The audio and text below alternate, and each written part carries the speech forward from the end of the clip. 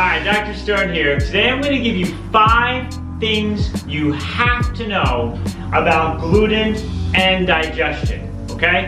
Super important topic. So many people reach out to me and want to know if they're allowed to eat gluten, if they should or shouldn't eat gluten. Here are 5 things you have to know when it comes to gluten and your digestion. Number 1, gluten-containing grains, which are wheat, rye, barley, and spelt, have something in it called lectins. And that's what gluten is. Gluten is a lectin, which is a sticky protein. And this is why so many people are afraid of gluten. When you eat bread or any grain that has gluten in it, these lectins, this gluten, can bind to your intestinal wall, produce inflammation, and increase something called zonulin.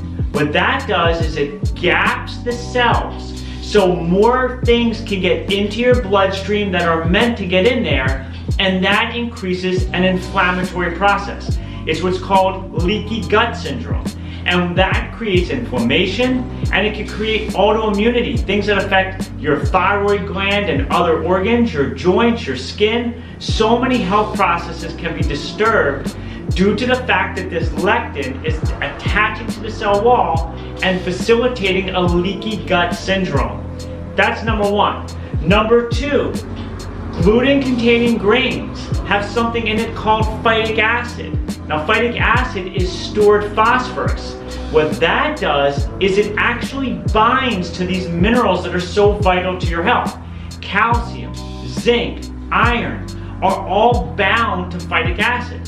So if your grains that you're eating have a high phytic acid content, that's going to actually diminish the minerals that you think you're getting from those grains. So if you eat bread and say, well, I'm going to get iron from my bread, or I'm going to get magnesium from my bread, you're actually not going to get as much as you think, because the phytic acid is bound to those vital minerals. The third thing you need to know is processed versus sprouted and fermented. So now I've just given you 2 big reasons why you should be staying away from gluten. However, let's talk about number 3. Processed genetically modified gluten and processed genetically modified grains have a much higher lectin and phytic acid content. If you buy unprocessed, sprouted grains or fermented grains such as sourdough bread, the phytic acid and the lectin content dramatically decreases. So there are people out there who are totally staying away from gluten-containing grains because it affects their digestion, it causes bloating, it causes constipation, they don't feel good, but yet they are eating processed genetically modified grains that have a higher lectin and phytic acid content. If you go to sprouted grains such as Ezekiel bread or fermented grains such as sourdough bread, you will find that a lot of people out there will actually decrease the symptoms from these type of grains. So it's so important that you recognize that all grains are not equal. The processing of it makes a huge difference. Now, number 4, celiac or allergy. This is a huge thing. So many people come to me and tell me they're allergic to wheat or allergic to spelt or barley, that gluten bothers them. Now, there is a condition called celiac disease. It affects about 1 to 3% of the population. That's 1 to 3 out of 100 people. I have about 25 to 30 people come to me at least a week and tell me that they have gluten celiac or gluten allergies. The odds of that are not possible. Now, what is the problem? The problem is the gluten is affecting their digestive tract. They are having more inflammation. It is causing bloating. But again, it is the type of gluten that they're having, the types of grains that they're having, that is triggering that problem. Also, number 5, microbiome. Let's talk about that. The microbiome is the balance of good and bacteria in your gut. If your microbiome is off due to herbicides from foods, chemicals in your water which kill our normal and healthy good bacteria in our intestinal tract, and even antibiotics that we've taken over the course of our lifetime.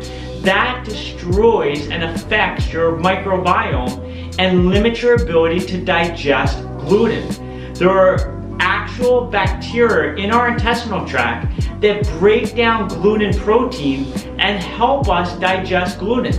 If your microbiome is off, your ability to digest gluten will go down, and gluten will trigger an inflammatory response, affecting your digestive tract in a negative way, causing bloating and all these negative issues. So, if you want to eat gluten, number one, make sure that you are decreasing the lectins and phytic acid by having sprouted or fermented grains. Never, ever have something that's processed or genetically modified. Number two, make sure you're addressing your digestive health, your microbiome, by including natural probiotics into your body. You could use a probiotic supplement, which I always recommend. And number two, with that, you could always have fermented foods such as sauerkraut, kimchi, to boost up your natural healthy bacteria. And the third thing is, make sure that you do not have celiac disease. If you have celiac disease, then you cannot have any gluten-containing grains, even if it is sprouted or fermented. But there's a lot of people out there who think that they have allergies to gluten and these gluten-containing grains, where really they don't. They've just been eating processed gluten for so long, and their microbiome has been disrupted for so long that they're just not digesting the way that their body is capable of, okay? So those are 5 critical things that you need to know about gluten and digestion. It's very important when you are trying to boost your digestive health that you are looking at not only what you're eating, but how that food has been processed, okay? I hope this helps on your journey to better health. I'll be seeing you soon. Have an amazing day.